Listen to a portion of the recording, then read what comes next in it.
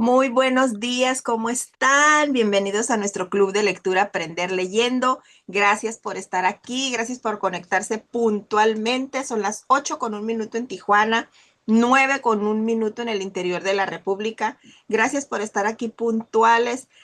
Ya es viernes, mañana ya empieza el fin de semana, ya mañana duerme uno más tardecito porque las bendiciones no van a la escuela. Así es de que gracias a Dios por un día más. Bienvenidos también a los que se conectan en mi canal de YouTube. Gracias por estar ahí también. A veces que no pueden ver las grabaciones en vivo, la lectura en vivo, pero pues pueden ver las grabaciones. Bueno, pues entonces estamos viendo un libro maravilloso que se llama El poder de las palabras. Pero antes de hablar del libro, me voy a presentar para ti que te conectas por primera vez. Si no sabes de qué se trata un club de lectura, nunca has estado en uno, no sabes cómo es la dinámica y dices, bueno, pues me invitaron, pero no sé de qué se trata. Bueno, pues para ti me presento. Mi nombre es Rosa Marta. Yo amo a Dios con todo mi corazón. Me considero una mujer honesta, amorosa, segura y de fe. Y me apasiona la lectura. Amo la lectura con todo mi corazón. Desde que aprendí a leer, yo me apasioné de los libros. Pero también Dios me dio la oportunidad de tener un negocio. Tengo una red de mercadeo en una empresa europea que se llama Oriflame y en la cual, si tú deseas, puedes ganar dinero de tres formas diferentes. Una, comprando tus productos con descuento. Desde el momento en que compras tus productos, tú ya estás ganando porque los estás adquiriendo con descuento. La otra es que si a ti te gustan las ventas, tú puedes generar un ingreso desde la comodidad de tu casa sin descuidar a tus bendiciones en el tiempecito que tengas libre. Y la tercera forma es hacer un negocio como el que yo estoy haciendo, un negocio heredable en el cual viajas 2 veces al año, todo pagado, tienes bonos en dólares y lo más importante, vas formando un negocio heredable, que si tienes bendiciones chiquitas, tú les estás formando un futuro, les estás asegurando su futuro, porque estás haciéndoles un negocio heredable que el día que tú ya no estés aquí, ellos puedan cada 3 semanas cobrar lo que tú formaste. Así es de que por cualquiera de los tres tú tienes un gran beneficio. Así es de que si te interesa hacer cualquiera de estas tres cosas o te gusta hacerlas, te gustaría hacer las tres cosas, mándame un mensajito. O si estás aquí porque alguien te invitó a la lectura, pregúntale, ¿sabes qué? Yo quiero hacer lo que hace Rosa Marta y esa persona que te invitó te puede explicar de qué se trata.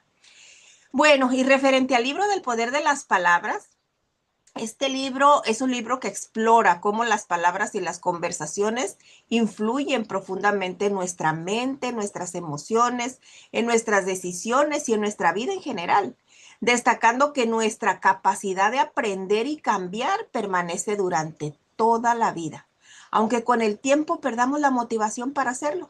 La clave para este cambio radica en la conversación, tanto con otros como con nosotros mismos, que se presenta como la herramienta más extraordinaria para transformar la vida. Y el autor combina avances de la neurociencia con historias de vida y humor para demostrar que las buenas conversaciones mejoran la toma de decisiones, las ideas, la memoria y la salud emocional.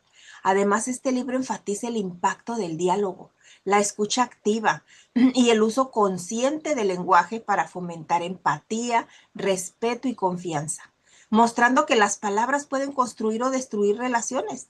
En conjunto, el libro te invita a una reflexión sobre el poder transformador del lenguaje, cómo tú puedes aprender a transformar tu lenguaje y adoptar una comunicación más consciente y mucho más ética.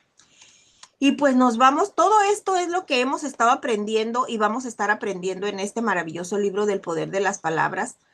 Y a veces sí, nosotros tenemos que hacer conciencia y decir, oye, sí es cierto, eh, esto que estoy, esto que estoy diciendo lo puedo transformar en otra palabra que si a lo mejor estoy diciendo, ok, hoy como por ejemplo hoy vamos a hablar del miedo, o sea, tengo miedo, a ver, vamos a cambiar esa palabra, tengo miedo a esto, pero lo puedo transformar y nuestro miedo y el miedo puede ser nuestro mejor aliado.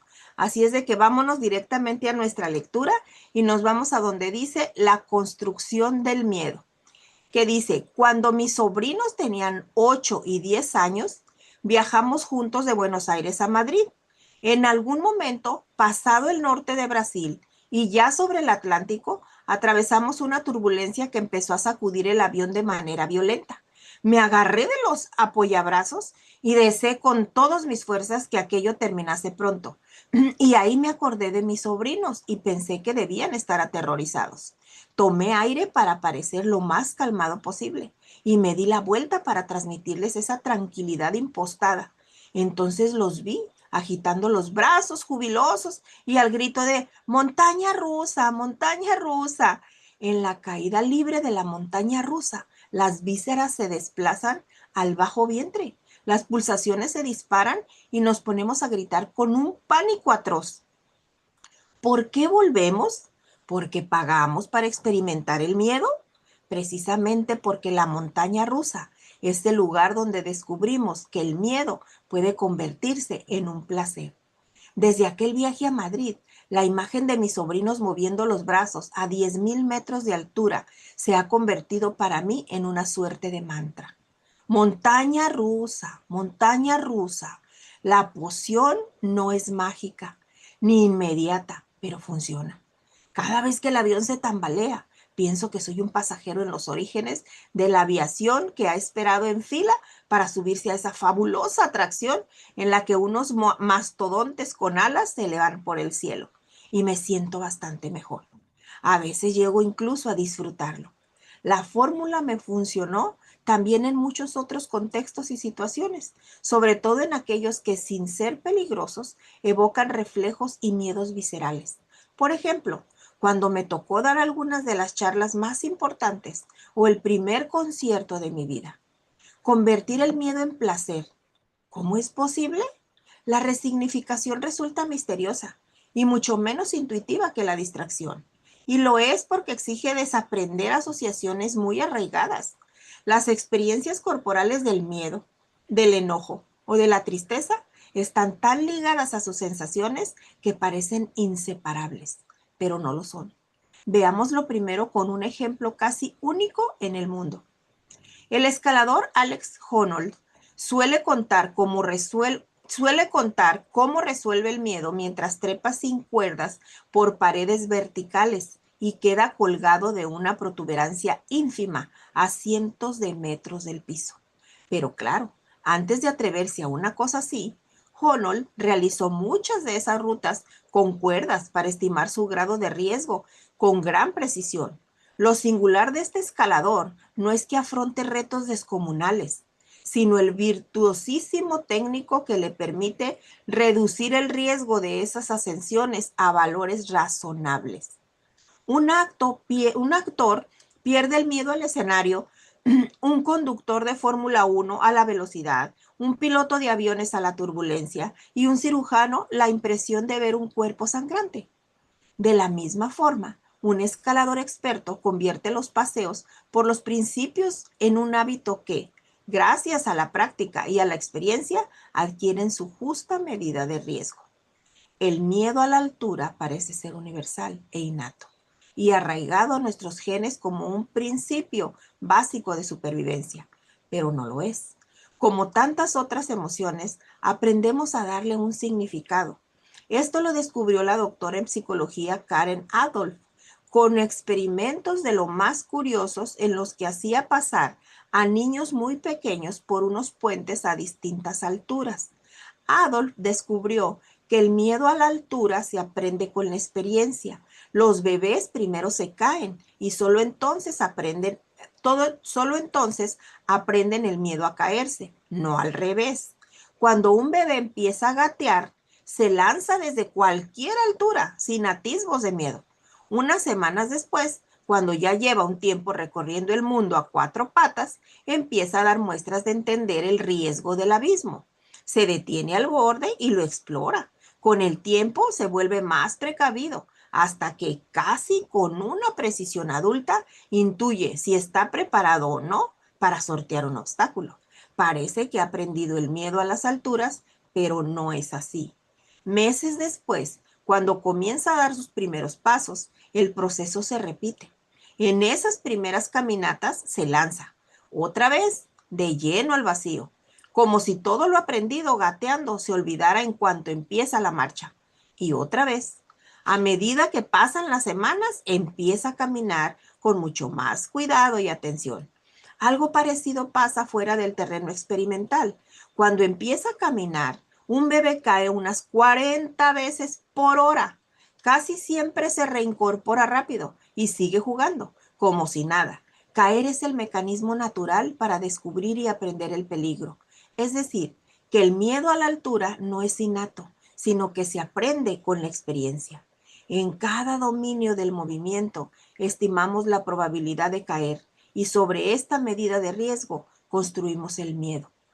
El vértigo que compartimos la gran mayoría de los adultos se cuece a fuego lento. Honnold es único, pero no en su capacidad de mantener la calma desde las alturas. Ese barrio está lleno de gente.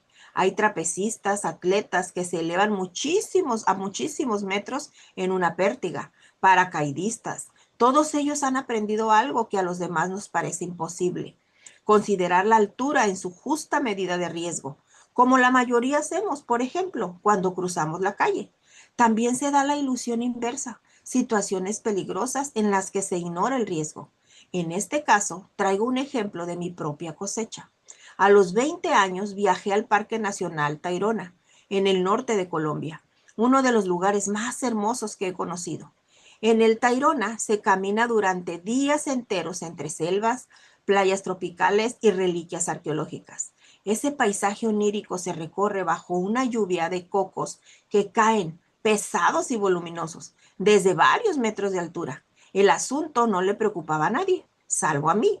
Pensé que nadie andaría por una calle donde la gente lanzara pedradas desde sus balcones. Aquí pasaba algo parecido. Y sin embargo, todos caminaban completamente despreocupados. La magia de la selva ocultaba ese peligro y lo resignificaba. Tan construida está la historia que cuando me acerqué al guardaparque para preguntarle cómo era el asunto con los cocos, me soltó una frase preparada.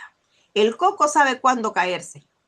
Tengo un recuerdo vívido del contraste entre su calma y mi fabulosa intranquilidad. ¿El coco sabe?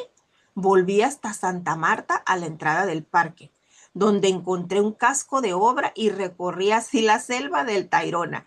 Ridículo, pero feliz. Al volver ya por pura curiosidad, quizá para encontrar argumentos que me dejaran menos solo en el miedo y en el ridículo, investigué el tema y encontré que el coco a veces no sabe exactamente cuándo caer y produce, de hecho, una buena cantidad de accidentes, muchos de ellos mortales, como señala Pebras en un célebre artículo publicado en la revista Injurias de... a ver, este título está en inglés. Adri, ¿me ayudas? ¿Estás por ahí? Bueno, nos vamos a Sí, pasar aquí el... ando, nada más que no tengo el libro a la mano. Ok, bueno. Es un título que está en inglés, que es una publicación que salió en el Journal Tribune. Dice, el caso de los cocos y el del vértigo son ejemplos opuestos del mismo fenómeno. La construcción de relatos para modular el miedo es posible aumentarlo allá donde el riesgo es ínfimo o, por el contrario, disiparlo donde es alto. Por eso abundan los miedos raros que para la mayoría de la gente resultan incomprensibles. Un fabuloso ejercicio de empatía y de comprensión consiste en no juzgar ni desestimar ese miedo, y más todavía, en entender que el terror siempre es real para quien lo padece. Cuidar y proteger a los demás se vuelve mucho más natural cuando lo tenemos presente. Y está ahí un elefantito que se está colgado de una lámpara y acá abajo está un ratón, porque saben que los elefantes le tienen miedo a los ratones. Y dice, si me caigo me va a comer el ratón. Entonces, ¿cómo se va a comer a un elefante un ratón? Pero pues así es el miedo. Y dice aquí granularidad y ambigüedad. Lo que vale para el miedo vale para el resto de las emociones. Ya anticipamos la razón al comienzo del libro, la fuerza reflexiva de las palabras. Podemos convertir la frustración en enojo, el enojo en tristeza, la tristeza en alegría. En cada uno de estos ejemplos, las sensaciones viscerales pueden ser idénticas, como en una figura ambigua donde vemos cosas completamente distintas. Esta analogía nos permite identificar tres principios de las imágenes ambiguas que tienen su correspondencia en el mundo de las emociones. Número 1, algunas son mucho más ambiguas que otras. Número 2, para alternar entre una y otra interpretación hace falta cierto aprendizaje.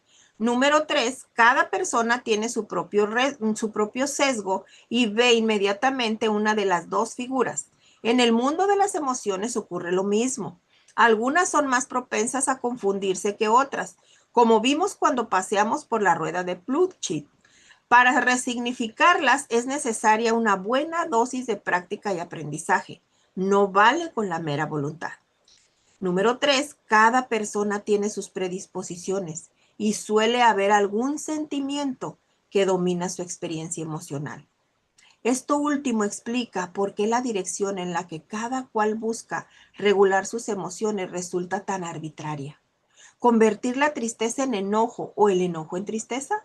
No hay, por supuesto, una respuesta única a esta pregunta, que parece estar regida por la máxima de Paracelso. La diferencia entre una droga y un veneno es la dosis. Lo mismo puede decirse de las emociones. Cada persona busca su dosis justa. Desde la perspectiva de Hulk y de los que se identifican con sus excesos, parece deseable amainar la ira.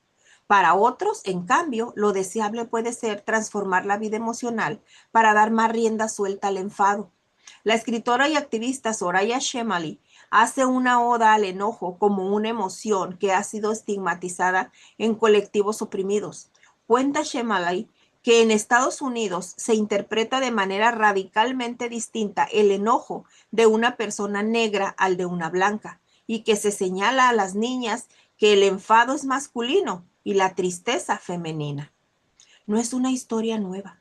Platón ya escribía en la República que la expresión pública de la tristeza no es asunto de los hombres, y daba también una pauta de regulación emocional que sigue vigente: el teatro. Aún los mejores de nosotros, dice el filósofo, empatizamos y sufrimos cuando escuchamos a Homero, y alabamos como buen poeta al hombre que más nos pone en este estado. Es decir, los hombres de verdad no lloran en la vida, pero encuentran en el teatro un espacio para ejercitar esa emoción. Cada cultura tiene sus parcelas de expresión emocional. Algunas son propias de un grupo, niños, hombres, mujeres, y otras se delimitan de acuerdo con el espacio laboral.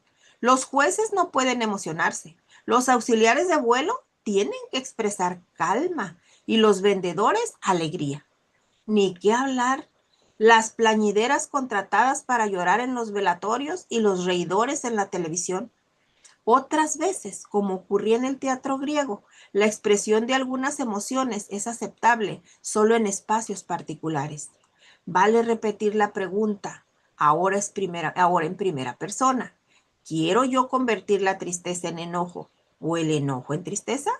Es bueno mirarse en el espejo de las emociones para identificar cuál nos encandila y cuál brilla por su ausencia. La finalidad de la resignificación y del uso de la palabra para regular y educar la vida emocional no es formar una humanidad monocromática, sin ira ni tristeza.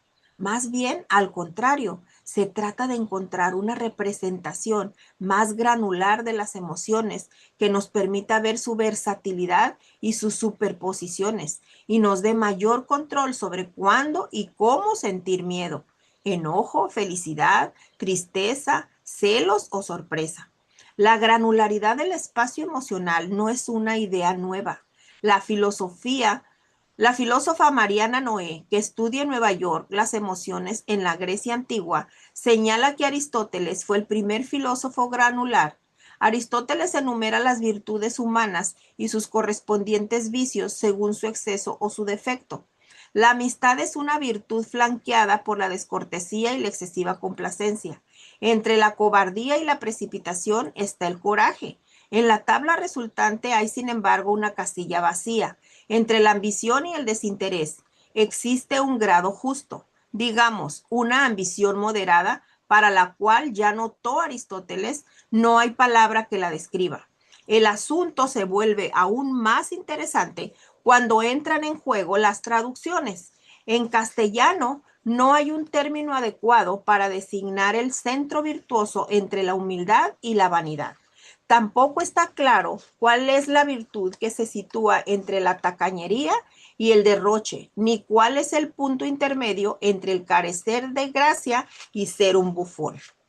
En general, es difícil encontrar la palabra justa para describir una virtud. Y aquí está hay un carrito. Déjenme ver aquí porque aquí no me salió el dibujo. Déjenme ver dónde está. Hay un carrito aquí donde está alguien que le está dando como instrucciones. Es un corredor de Fórmula 1, pues pienso yo, ¿no? Porque es un carro de carreras.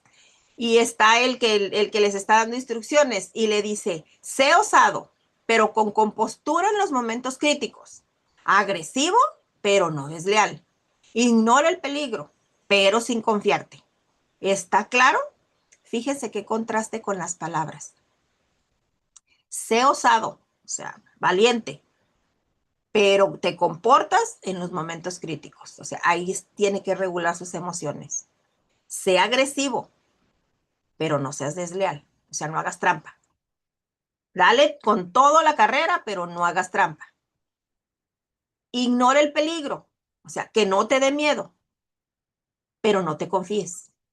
Entonces, ahí es una regulación de emociones tremenda. O sea, van corriendo, ustedes saben a la velocidad que corren en los pits, de los carros, las fórmulas, y es una velocidad indescriptible. O sea, ignora el peligro. O sea, claro que no puede ignorar el peligro. Dice, pero no te confíes o sea, no te confíes en las curvas, no te confíes en los que están a tu lado compitiendo. Entonces, es un juego de palabras, pero que en el cual tenemos que regular nuestras emociones. O sea, tenemos que sentir ambas emociones a la vez. Y bueno, hasta aquí nos quedamos porque luego ya me paso y luego ando leyendo lo que no tengo que leer. Entonces, vamos a analizar un poquito acerca de esta parte tan importante que es la construcción del miedo y las emociones. ¿Cómo podemos construir el miedo y cómo podemos construirlo para bien y cómo podemos construirlo para sacarle un buen beneficio? Nos dice el autor que el miedo no siempre es negativo. O sea, el miedo no siempre nos va a hacer daño. El miedo puede ser nuestro amigo. Y el autor nos cuenta la experiencia del avión, ¿no? Nos dice ahí de sus sobrinos, de la turbulencia. Es que él tiene mucho miedo a las turbulencias. Y sus sobrinos dicen, ay, montaña rusa, ajá. Y uno de adulto, ¿qué pasa cuando el avión apenas empieza a querer tambalear en el aire? Ya estás orando, ya estás haciendo, Dios mío, perdóname, no lo vuelvo a hacer porque te da pánico las turbulencias. ¿Saben? A mí me daban mucho miedo las turbulencias. Yo tenía pavor viajar en avión. Pero no, me subí al primero y ya perdí el miedo. Pero las turbulencias sí me movían. No saben qué nerviosa me ponía con las turbulencias y yo nomás bajaba mi cabeza y empezaba a orar. Y yo decía, Dios mío, ay, se va a caer el avión, se va a caer el avión. Y yo temblaba porque decía, con las turbulencias se va a caer el avión. Hasta que me enteré que con una turbulencia jamás se va a caer un avión. El peligro real que hay en un avión es cuando despegas y cuando aterrizas. Por eso es tan importante y por eso las azafatas nos dicen, nos hacen tanto hincapié. Quite las cosas de abajo de sus pies, abroches el cinturón. Y cuando empiezan a dar ellas las instrucciones para del cinturón y empiezan a decirnos cómo usar el cinturón, de la mascarilla, del chaleco, y nosotros papaloteando, tomando fotos, y la que menos estamos escuchando es las instrucciones que nos está dando la hermosa, siendo que son vitales, vitales para un despegue y para un aterrizaje. Porque al momento de un aterrizaje donde suceda algo y tengas tiempo, ¿qué vas a hacer? O sea, tienes que saber cómo usarlo, pero tenemos desafortunadamente esa mala costumbre de no poner atención. Y si no, levante aquí la mano. A ver, pero bien sincera, cuando ustedes vuelan, ¿quién deja el celular y pone 100% atención a las instrucciones que está dando la azafata? Ni siquiera saben a qué hora se paró en el pasillo y a qué hora se fue. Yo creo que es la menos oída y pobrecita porque pues ya de estar acostumbrada, ¿verdad? Pero tenemos que estar bien atentos porque el peligro está en el aterrizaje y en el despegue. Jamás se va a caer un avión por la turbulencia, ya lo entendí. Entonces lo que hago es que pues me adapto. Okay, ahorita va a pasar y obviamente pasa. Entonces aquí los niños pues estaban viviendo su momento, una montaña rusa, efectivamente. Se despresura el avión, luego sube, luego baja, eso es lo que hace con las turbulencias. Y los niños lo agarraban como montaña rusa y decía él, es que en la montaña rusa sientes que las vísceras se te van a salir. Pues sí, pero velo como un juego, va a pasar, pero es necesario que nosotros lo podamos convertir en otro tipo de emoción, pero a veces no es fácil. No es fácil convertir una emoción, el miedo en una emoción en la que te agrade.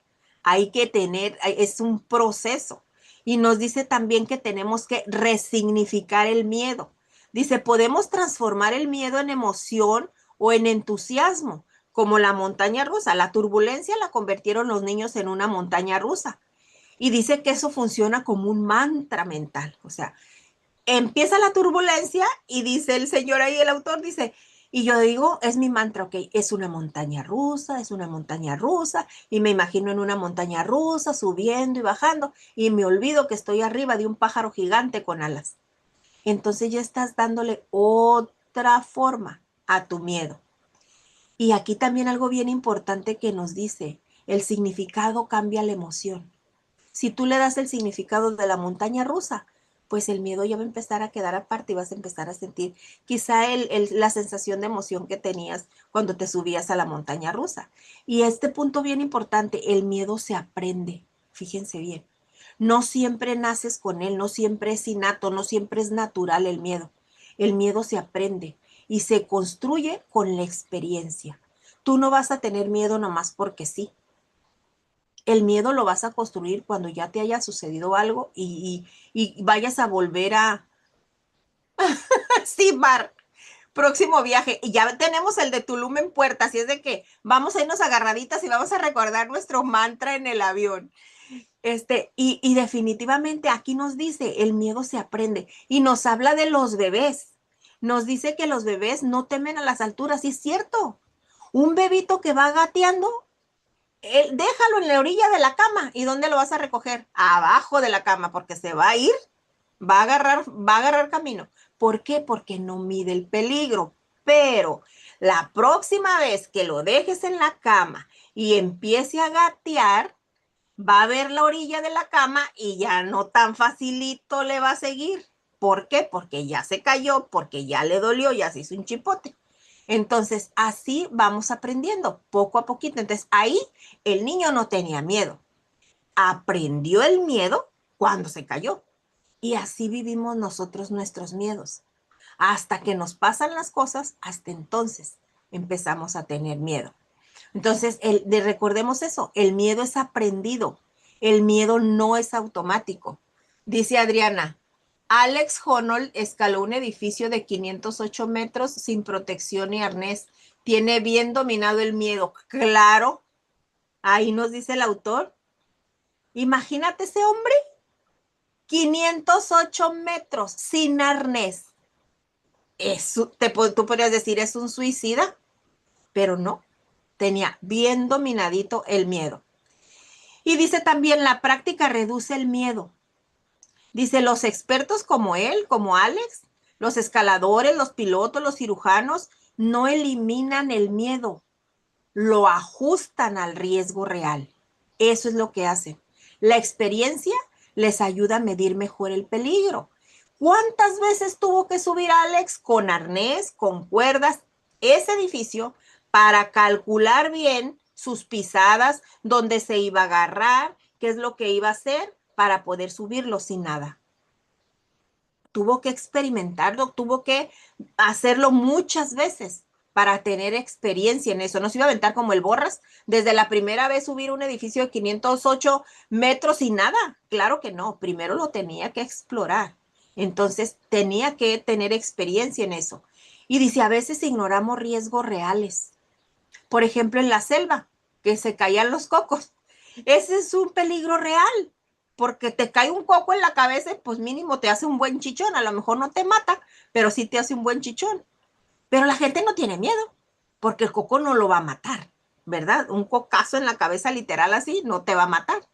Pero a veces sentimos miedo donde no hay. Y tal fue el caso que la persona se fue a buscar un casco para poder regresar a la selva con el casco porque tenía miedo que le cayera un coco en la cabeza.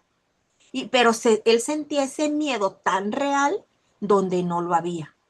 Entonces, debemos sentir el miedo en realidad donde sí lo hay. Ahí es donde sí nos tenemos que preocupar, donde hay un miedo real. Mientras nosotros analicemos los miedos que son irreales de los reales, los podamos identificar. O sea, yo siento este miedo, pero a ver, ¿es real o no es real lo que estoy sintiendo? O sea, no es real, ok, entonces, ¿como para qué te preocupas? Tienes que analizar bien tus miedos.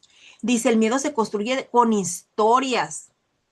Nosotros nos creamos una película en la mente sobre el peligro y eso nos puede exagerar el riesgo o minimizar el riesgo. Entonces, el miedo también puede ser mental, no físico. Y aquí yo recordé cuando yo estaba preparando ayer esta clase, cuando yo pasé por 2 años después de la pandemia, cuando empezó la pandemia empecé con eso, con los ataques de ansiedad y los ataques de pánico. Y cuando dice aquí que el miedo no es solo físico, es mental. Y es algo tan real, o sea, que tú dices, o sea, no lo puedes identificar aquí entre si es mentira o no, lo vives como si fuera real. O sea, mi miedo era un miedo a morirme, porque yo de lo único que estaba segura era de que me iba a morir, pero no sabía de qué. Entonces yo me hacía bolita en mi cama y yo decía, Dios mío, que no se haga noche, que no se haga noche, porque yo sentía que si se hacía noche yo me iba a morir y yo ya no iba a amanecer. Y mi miedo era a que anocheciera porque yo me iba a morir. Entonces, ahí en ese punto, tú no puedes identificar si tu miedo es real o no, porque tú lo sientes real. No hay ni una pizca de que tú dudes de que lo que estás sintiendo es irreal. Es una cosa espantosa que yo a nadie le deseo que vive ese tipo de ataques de pánico. Es una cosa horrible. Esa ansiedad y esos ataques son horribles. Entonces, imagínate si yo me hubiera puesto a identificar, ¿cómo crees que me voy a morir cuando se haga noche? Pues no. O sea, si no estaba enferma de nada, ¿cómo me iba a morir? Entonces, no. Pero sin embargo, mi mente ya había trabajado la película completita. Entonces, ahí es cuando tenemos que dominar a la loca de la casa y poder identificar nuestros miedos. Y dice, la importancia de la empatía.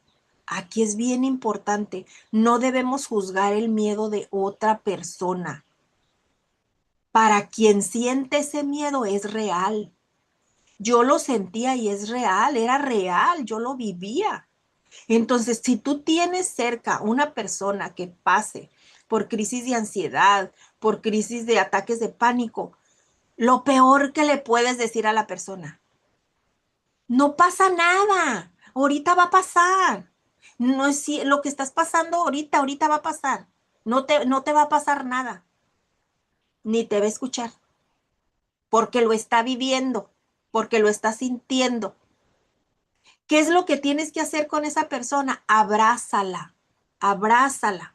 No hables, solo abrázala, que ella sienta la protección, el amor de que ella está acompañada. Entonces es bien importante la empatía y no le puedes decir, eso ahorita va a pasar, porque no lo estás viviendo.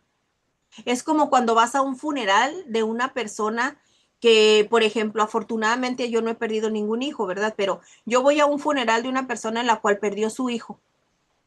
Y yo voy y llego al funeral y le digo, ay, ¿sabes qué? Lo siento mucho, te comprendo. ¿Mentiras? No la comprendes. ¿Por qué? Porque nunca has vivido la pérdida de un hijo. Tú no puedes saber cómo se siente esa madre si ya perdió a su hijo. Entonces, ¿qué es lo que tienes que hacer? Abrazarla. Decirle, lo siento mucho. Sí lo sientes porque te duele su dolor, pero te comprendo jamás, porque no la vas a comprender. Pero sí puedes ser empática con ella. Entonces, la empatía les ayuda a sentirse comprendidos, a sentirse acompañados. Y no así como, ay, ahorita le va a pasar, ay, déjenla, ahorita se le pasa. O sea, es lo peor que puedes hacer. Entonces dice que también las emociones son ambiguas. Una misma sensación puede interpretarse distinta y nos muestra lo que es la frustración, o sea, te frustras y te enojas. O sea, sientes las dos cosas. Te da tristeza, pero de repente pasa la tristeza y ya te sientes alegre y la tristeza queda en un segundo plano. Entonces son emociones que son ambiguas. Y dice, como una imagen ambigua, depende de cómo la veas. Tú decides si la ves como una tristeza o si lo transformas en una alegría. O también puedes vivir tu tristeza, sales de la tristeza, respiras y sigues y empiezas a tomar otro ritmo, otro rumbo, tu vida y tus decisiones. Y cada persona vive emociones diferentes. No todos lo interpretan igual. ¿Por qué? Porque influyen varias cosas, sus experiencias, su cultura, su aprendizaje. No hay una única forma de sentir. Yo siento la tristeza de una forma, el miedo lo siento yo el miedo, el estrés y todo eso negativo que sienten las personas, a mí se me va mi vientre y yo tengo problemas de infección en vías urinarias de estrés. Otras personas se les va el estómago y empiezan a tener problemas de gastritis, colitis. Entonces, cada persona maneja sus emociones de manera diferente. No hay una única forma de sentirlo, no a todas les va a dar gastritis, no, a otra les duele su cabeza, les dan migrañas, o sea, hay diferentes formas, no hay una forma única de sentir las emociones. Y las emociones necesitan práctica, no basta con querer cambiar. Ah, ya, mañana ya no voy a sentir estrés. No, es un proceso, es paso a pasito. Se necesita entrenamiento, se necesita días de repetición y repetición. En cuestión al estrés, ¿cómo? Ok, hay cosas, esto que está pasando, ¿lo puedo solucionar? No, no está en mis manos, ok, suéltalo. No va a ser fácil tomar esa decisión.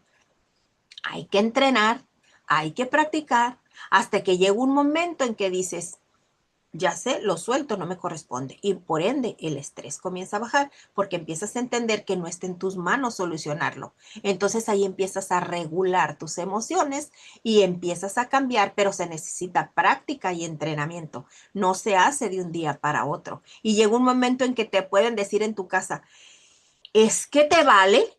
¿Es que de verdad no ves? Pues sí, sí veo. O sea, luego te dicen, ¿estás viendo y no ves? Pues sí, sí veo y no veo, porque no puedo solucionarlo. Como para qué me angustio. Me da un infarto, me da un derrame y la cosa no se solucionó. Suelta y el estrés empieza a bajar. Hay cosas que no podemos solucionar, que no esté en nuestras manos solucionar.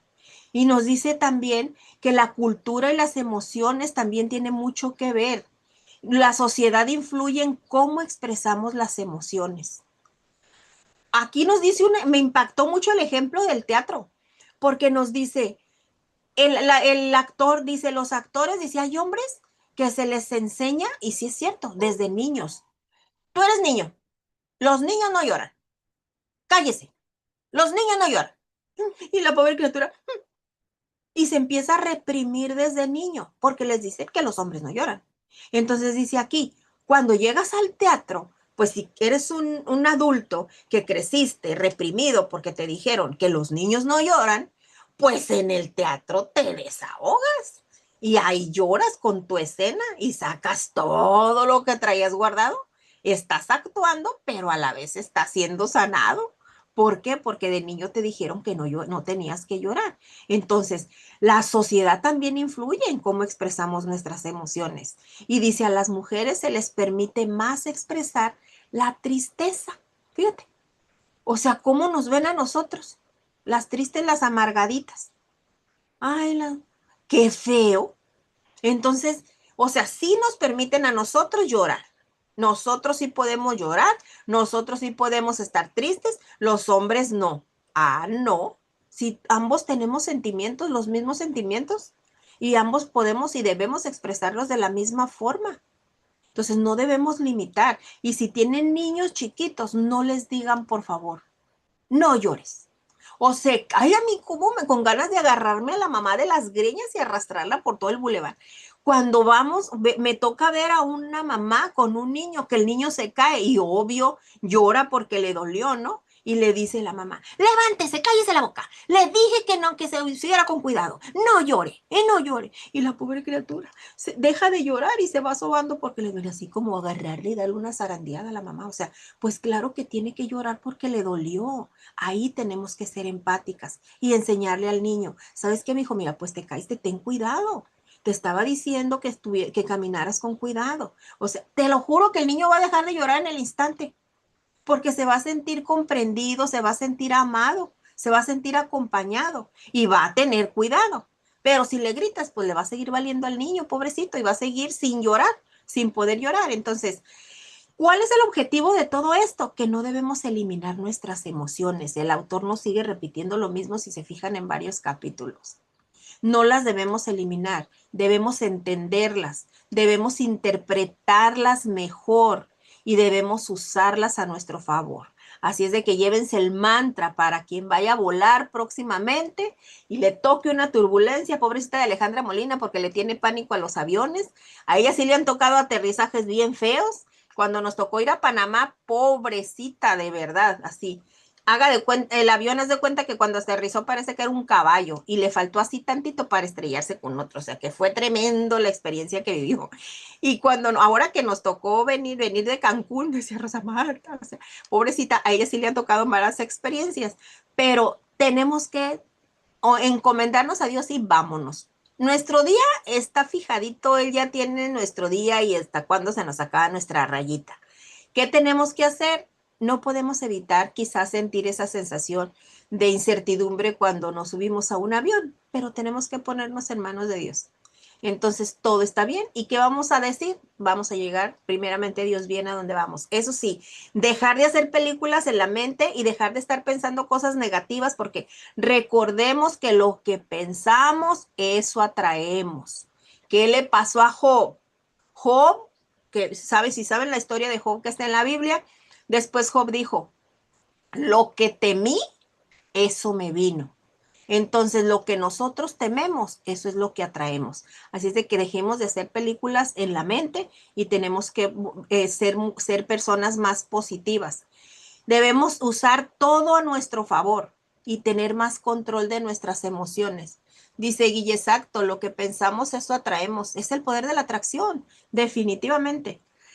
Y en sí, esto se concluye en lo siguiente. El miedo no es fijo. Recordemos que el miedo se construye y podemos cambiar su significado. La experiencia y la cultura influyen mucho.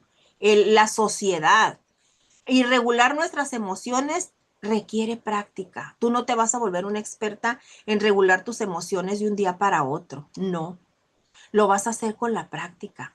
Es día a día hasta que aprendas y comprendas y sueltes lo que tú no puedes solucionar.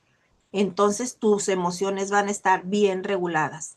Y la clave es entender nuestras emociones, no evitarlas, porque las tenemos que vivir. Pero a ver, ¿qué estoy sintiendo?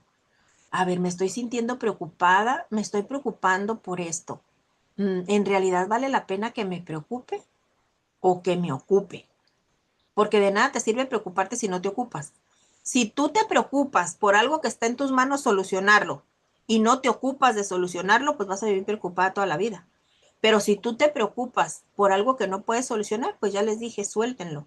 Pero sí tenemos que analizarlo. A ver, estoy triste, ¿por qué estoy triste? No puede llegar una emoción de repente sin que haya algo abajo, a lo profundo. Entonces tenemos que identificar por qué estoy triste, por qué amanecí con tantas ganas de llorar. A ver, ¿qué me está haciendo sentir así? Analizar nuestra emoción e irnos a lo profundo. ¿Qué es lo que nos está provocando eso?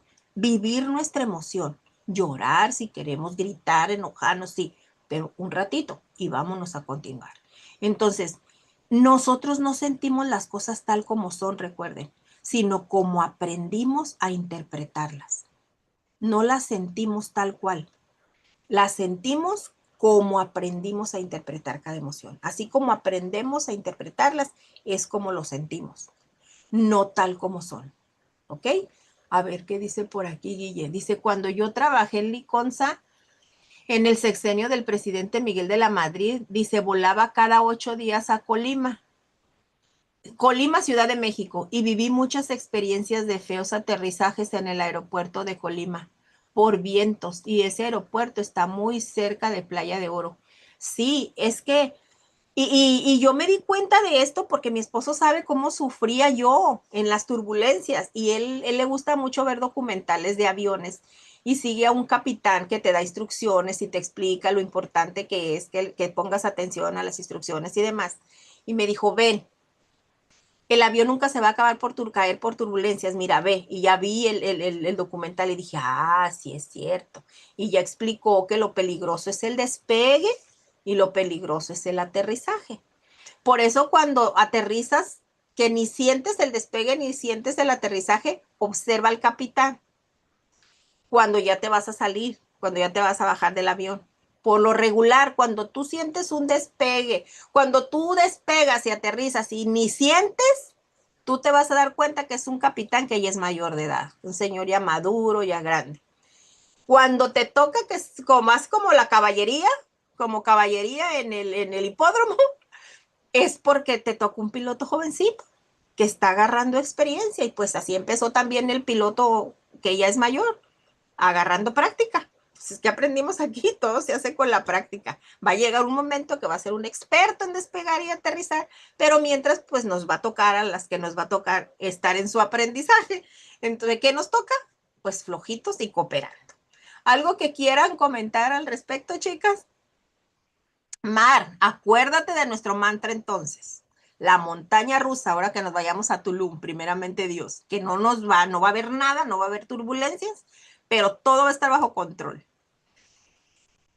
Bueno, chicas, pues no tienen ningún otro comentario, entonces déjenme decirles dónde vamos a leer el lunes. A ver, vamos a leer desde la página 274, donde dice el cerebro que resignifica. Vamos a leer hasta la página 282. Hasta ahí vamos a leer. Sí, para ya el miércoles terminamos el libro. Ah, no, mentiras. No, el miércoles terminamos el capítulo. Todavía nos falta. Creí que eran 5 capítulos. No, ya vi que no. Son 6 capítulos. Sí, 6 capítulos. Ya nada más nos falta un capitulito. Adelante, Guille. Gracias, gracias, Marta. Pues mira, me encantó mucho, bueno, todo lo que les di a día. A veces no puedo participar porque estoy en algún lugar y no puedo abrir mi micrófono, pero mira, así que yo a los vuelos, pues aprendí a no tenerles miedo pues por el trabajo, ¿no? Ahora sí que ya era tanto. Y sí, como tú dices, pues ya no le hacía yo mucho caso a la hermosa porque pues era cada fin de semana, entonces, ya la había oído, ya la había oído. Entonces, pero pues yo creo que no debemos confiarnos, ¿no? Porque bueno, ahora sí que solamente a través de la experiencia uno sabe. Yo creo que aunque lo oí 1000 veces, si un día hubiera tenido que hacer un acuatizaje, pues algo me hubiera salido mal, ¿no? Y diría, ya ves, sí, debiste haber puesto atención, ¿no? Sí. Porque igual como en los simulacros, ¿no? De los terremotos a veces decimos, ya lo sé, pero solamente hasta que lo vivimos es cuando valoramos haberlo aprendido. Mira, bueno, yo viví el divorcio, ¿no? Cuando tenía a mi hijo 5 años, y a partir de ahí mi hijo se hizo un niño muy miedosillo, ¿no? A veces me desesperaba, no me dejaban ir al baño sola. Y a veces me daban ganas de aventarlo y decirle, déjame ir al baño sola, ¿no? Y el psicólogo me explicó que así como un día el papá se despidió de él y nunca lo volvió a ver, pues él decía, ¿qué confianza puedo tener en mi mamá, no? Pues a lo mejor igual dice que va al baño y luego ya no aparece, ¿no? Y no la vuelvo a ver. Sí, entonces, yo con él lo manejé lo de los miedos, diciéndole que los miedos eran como la espuma. No, yo tenía tina en la casa que habitaba en ese momento y me gustaba mucho comprar espuma, ¿no? Así, así, para que se hiciera mucho. Yo le decía, mira, así son tus miedos, ¿no?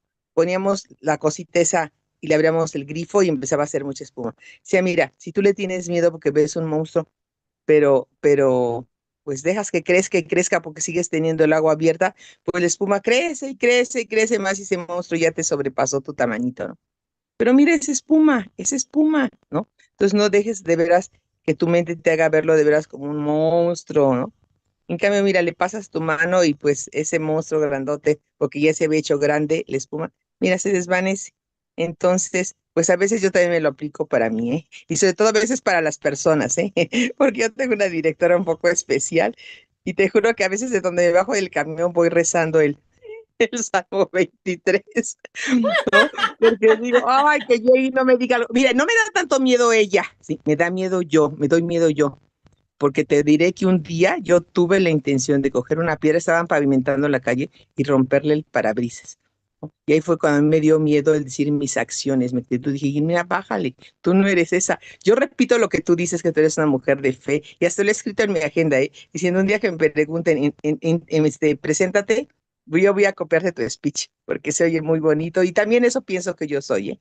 Una mujer de fe, ¿no? Todo lo que tú dices, ¿no? Les voy a enseñar cómo Honesta, se saca el speech de cada uno en honesta, particular. honesta, ¿no? Así todo el amorosa de Dios y una gran lectora. Entonces, pues decir de verdad, así como sabes, no, no quiero que saque la peor versión de mí misma. Y hasta me tuve que inscribir en un taller que se llamó Comunicación No Violenta, porque de verdad, Wow. ella decía una cosa y te juro que a mí me salían culebras. No, no groserías, nunca, no, no, no, no.